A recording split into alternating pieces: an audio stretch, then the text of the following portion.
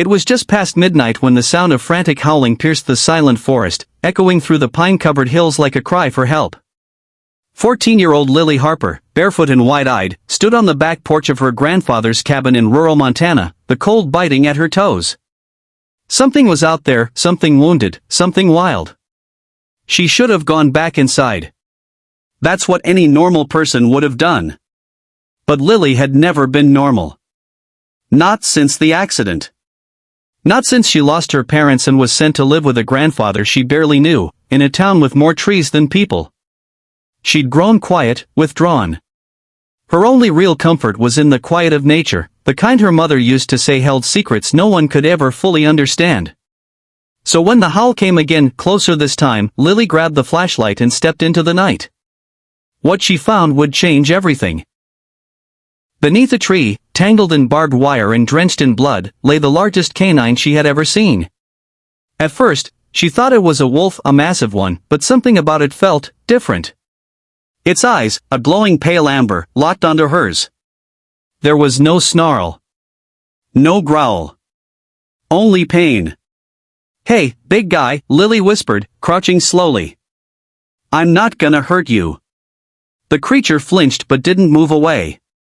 Its breathing was shallow, its fur matted with mud and blood. For the next hour, Lily worked in silence, gently cutting the wire, whispering reassurances. When it was free, the Wolfdog didn't run. It collapsed. Against all logic, Lily took him in.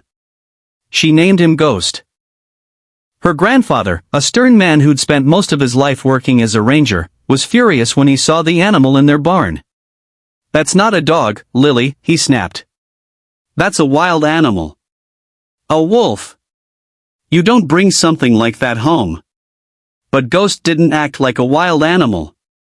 Despite his size easily outweighing Lily by 100 pounds, he was gentle. Protective. He followed her everywhere, resting at her feet while she read, watching her with those golden eyes. Slowly, the hole in Lily's heart began to heal. News spread through the small town. Whispers about the wolf girl reached school hallways and grocery store aisles. But Lily didn't care. For the first time since the accident, she had something to wake up for. Something that depended on her. Still, her grandfather insisted on getting Ghost's DNA tested. "Just to be sure," he said. "If that animal's pure wolf, he can't stay. It's illegal." Lily protested, but eventually agreed. Deep down, she believed Ghost wasn't just a wolf. He was special. The sample was sent. Weeks passed. And then the results came in. The woman on the phone spoke carefully, like she didn't believe the words coming out of her own mouth. "We ran the DNA 3 times to confirm. Your dog is not just a wolf hybrid. His genetics contain markers that don't match any known modern species." Lily's heart pounded. What does that mean? It means this animal is ancient. There are sequences that match Pleistocene-era canines, species that went extinct over 10,000 years ago. Ghost may be a genetic throwback. Or something science hasn't catalogued yet. He's extraordinary. The revelation hit the media like wildfire. Reporters showed up at the cabin. Scientists begged to examine Ghost. Offers poured in from labs, universities, even private collectors. Everyone wanted a piece of the mystery. Some wanted to take Ghost away. But Ghost was more than a specimen. He was family. That's when the threats started.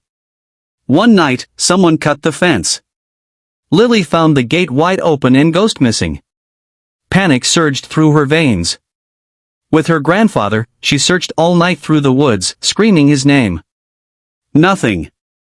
By morning, a note was found tied to their mailbox. "He belongs in a lab. You're just a kid. You don't deserve him."